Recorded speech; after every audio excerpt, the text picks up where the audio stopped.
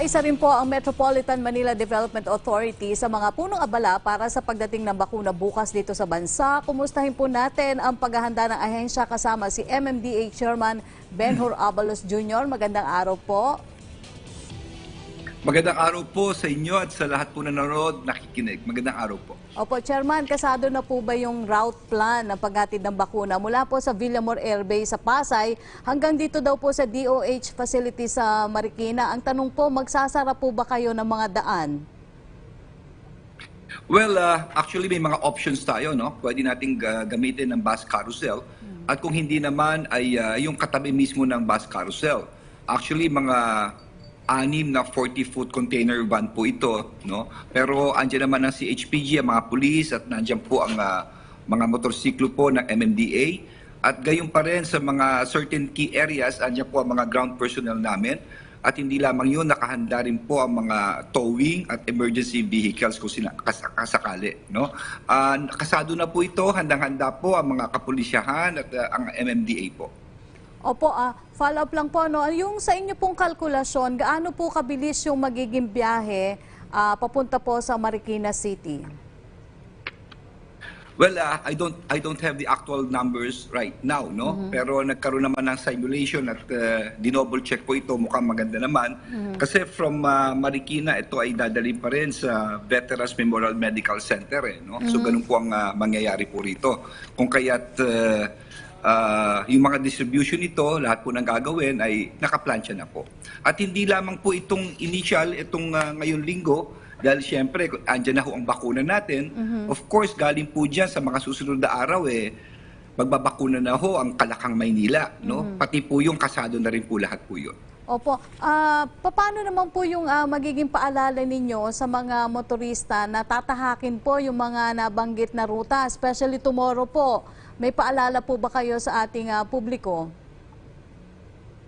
Salamat po sa pagtanong. No? Sa mga nakikinig po ngayon, kung makita niyo naman po itong mga 40-foot container vans na may mga kasama mga escort ng kapulisyahan, tayo na ho ang kumusang tumabi.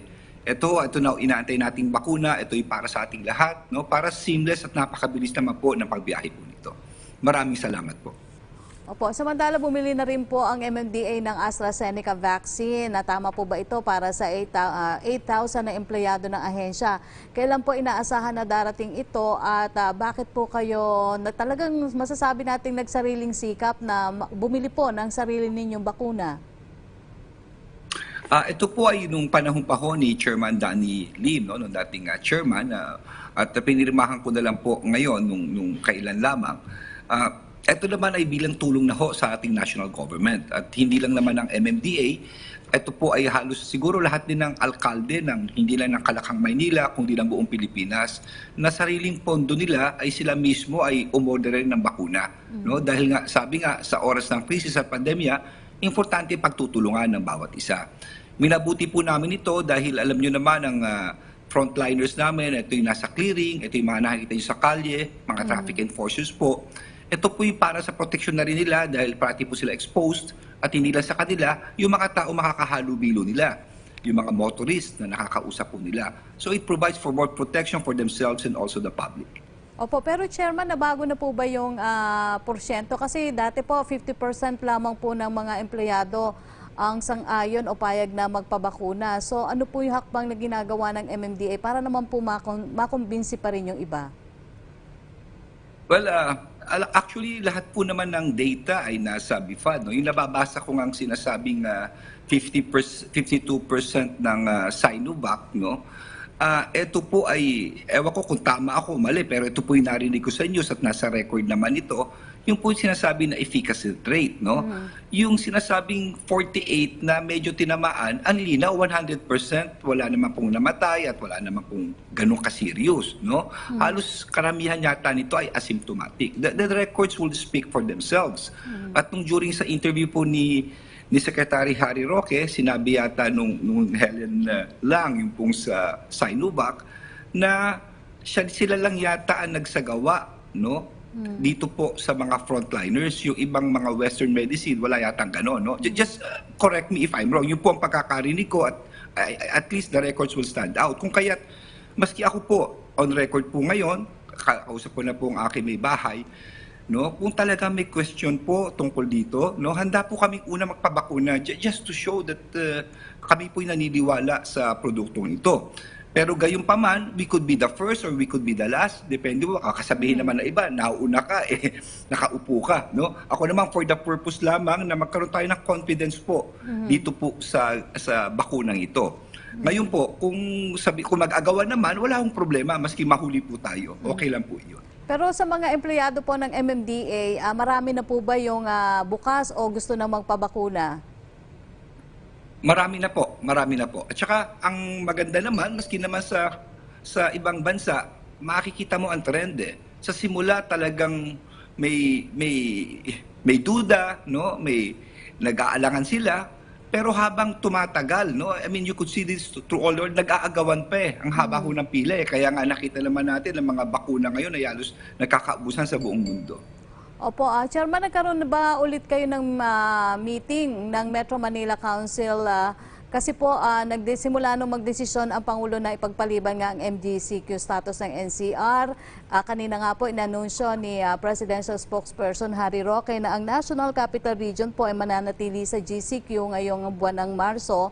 Ano po yung sentimiento ng mga mayor, lalo na yung mga bumoto po sana na pabor na sa MGCQ? Well, tanggap naman po lang lahat, no?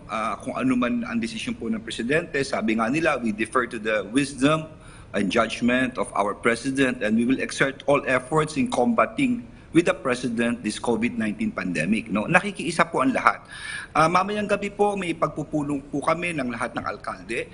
Kasama na po sila Secretary Charlie Galvez po, sila Secretary Beans, tungkol po sa bakuna. Doon naman sa usapin ng MGCQ, malinaw naman po na ang gagawa ng implementing rules ang kasama po rito at guidelines ay ang mga mayor. No? Kaya nga pinag-uusapan nga po rito paano yung naipasa ng IATF na mga activities, kamukha po nung simbahan na 50%. Ito ba'y magbabago na? Paano yung edad? No? Kinaklaro po namin maigi yan eh. Ang sabi po sa pagpupulong, yung 50% ng simbahan parang tuloy daw. At yung mga ibang activities, ang gagawa po ay, may rekomendasyon siguro po ang DOT, pero at the end of the day, ang masusunod po rito ay ang mga alkalde. Pwedeng hindi nila ituloy, no? Pwedeng ituloy po nila ito. Dahil sila po ang gagawa ng implementing rules at higit sa lahat, sila ang oversight head. Depende sa lugar nila kung nakikita nilang, let's say, sinihan. No? Pwede nilang sabihin hindi pwede dahil mataas sa amin ngayon. No? Ganun po ang mangyayari po rito. Opo, Chairperson Abalos, may ilang pong katanungan din yung ating kasamahan sa media. Ano po, may tanong si Red Mendoza ng Manila Times. Handa na po ba daw ang MMDA sa gagawing arrival ng mga bakuna lalo na sa ruta na tatahakin? Well, yes, hindi ko lang maipakita pero hawak ko na ho yung rota ngayon eh. Pinaho sa akin. Ito lang ho, ano? Pero hindi ko pwedeng i-describe kung paano. Basta importante lang, from Villamor, diretso po kami ng Marikina and then diretso po ng Veterans. Opo. Maganda po ang pagkakatanong niyo maigi sa mga nakikinig po. Kung makita niyo po ang convoy, please, tumabi na lang po tayo at magbigay daan po tayo sa convoy na ito. Mga 40-foot container trucks po ito. Malalaki po ito. Opo. Mula pa rin kay Red Mendoza, sabi po ng Okta Research na lumobo ang kaso sa Metro Manila nitong nakaraang linggo, lalo na po sa Pasay City. So sa tingin niyo po ba tama lang na wag munang i-shift ang MGCQ sa MGCQ ang Metro Manila dahil sa pagtaas na ito? Well, yes. Yung decision nga ho, we defer to sound judgment of the President. Kaya nga ngayon nagtutulungan na rin. Actually, binuksan na po yung tinatawag natin na Opland Kalinga. Ito po yung mga quarantine centers na mga hotel. Nagbigay serbisyo po tayo sa Pasay at ibang LGUs na humingi ng tulong ukol dito.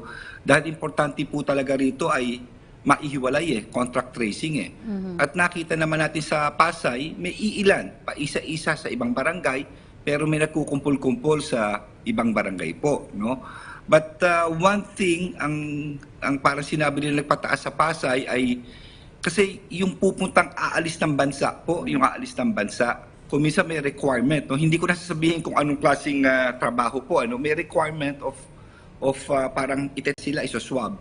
So once mag-positive po yung mga paalis ng bansa, kinakount po yun, hindi sa lugar nila, kinakount sa Pasay. No? Kaya siguro, it might be one of the factors kung bakit dumami rin po ang sa Pasay. Pero be it as it may, I commend Mayor Calixto for acting swiftly. No? Napakabilis po na action nila at lahat po ng barangay captain nagkatulungan kagad, trinace at nilockdown ang dapat po i-lockdown. Opo. Tanong naman po mula kay Evelyn Quiroz ng Filipino Mirror. The Department of Transportation and Department of Public Works and Highways had been supportive daw po sa bike lanes sa EDSA to accommodate riders left by insufficient public transport where health protocols limited capacity 50% of typical usage. Since June, in fact, a Transport Department-led plan to transform daw po EDSA last year included the bike lanes, but this was approved by the MMDA. So what is the main reason for the MMDA's daw po reluctance to establish bike lanes on EDSA? Well, hindi po totoo ang statement na yan. Kaklaruhin ko po. No? Hindi po kami reluctant. Number one, it is the project of the OTR at nagpapasalamat nga pala kayo sa napakagaling na Secretary Tugade ang nagbigay sa atin ng subway at nagbigay po sa amin ng 100 million for our elevated bus ramp. Siya rin po ang nag-isip itong proyektong ito na dinownload niya po sa Department of Public Works. On record, no? Gusto ko lang sabihin sa mga nalaman ko lang ito 2 weeks ago. No? It was presented to me, to us on detail just 2 weeks ago kung saan dadaan. Kaya nga ang sabi ko sa kanila rito, ito lang ang concern ko. Number one, safety of the bikers. And number two, meaning it should adhere to international standards. Kasi kung dadali mo yan, kamukha ng EDSA, hindi natin mapipigilan, may mga mabibilis sa sasakyan. Hindi siguro pwedeng pintu-pintura lang tayo dyan. No? Anong gagawin mong panghiwalay dyan? No? At hindi lang yun, yung mga in-identify po nila, kamukha ng Commonwealth, yung mga ibang lugar. Meron pa akong nakita mga C5, mga circumferential road, radial road. Kami po ay hindi para mag-approve na project, inuulit ko. This is not our project. Kami ay pwede lamang mag-suggest sa nangyayaring ito. Kung kaya't ang sabi ko, by all means, ako'y nagbibisikleta, I am with it, nakikiisa ako sa layuning ito, gusto ko magkaroon ng bike lanes, provided, number one, ang safety po natin, at number two, sabi ko nga, dahil nga sayang kung hindi magagawa ito, sayang naman, at yung pondo ay hindi na magagamit for this. Ito na ang malaking oportunidad para magkaroon tayo ng bike lane sa Kalakang, Maynila. Kung kaya't ang sabi ko po, pwede ba kung gagawin nyo, na yung barrier na gagawin nyo ay, let's say, flexible. Kung talagang, let's say, alagay natin sa EDSA, at talaga namang lumala ang traffic sa EDSA, no? At kinakailangan, let's say lang, kinakailangan i-adjust or even tanggalin. Sayang naman ang proyekto. O pwede bang flexible ito? Pwede ba nating malipat? Ang sabi po sa akin ng Department of Public Works, Chairman, pwede po. So walang sayang, no? So ang sa akin lang, this is an opportunity. Pwede po natin subukan kasi hanggat hindi natin sinusubukan, hindi natin alam kung ano mangyayari. Kung kaya't ito pong Miyerkules, ako mismo, kasama ko po DPWH and the OTR, at inibita ko na po ang NGOs, no? Yung We Move as One na grupo at sila Dr. Tony Dance ng doctors, riders. Gusto ko maging transparent po lahat. Pupunta po kami sa monumento sa Caloocan. Babaybayin namin ang buong EDSA. At ito lang po ang sinabi ko sa grupo. Baka po pwede po naman DPWH and DOTR, hindi lamang yung mga main highway, tignan nyo na yung bike routes na binigay mismo ng mayor. Nakahanda na po yan. This could be alternative options to EDSA rin. Pagandahin po natin ito.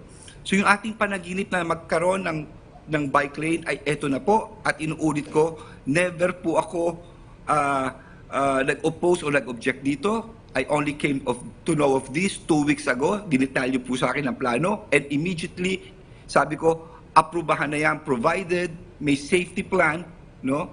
International safety standards. And of course, may kulatilya tayo. In the event, circumstances will call for it, baka pwedeng i-reduce or even tanggalin, lalo na sa mga malalaking lugar. Yun lang po. Okay, kami po ay nagpapasalamat sa inyong oras. MMDA Chairperson Benhur Abalos Jr. Salamat po. Salamat po.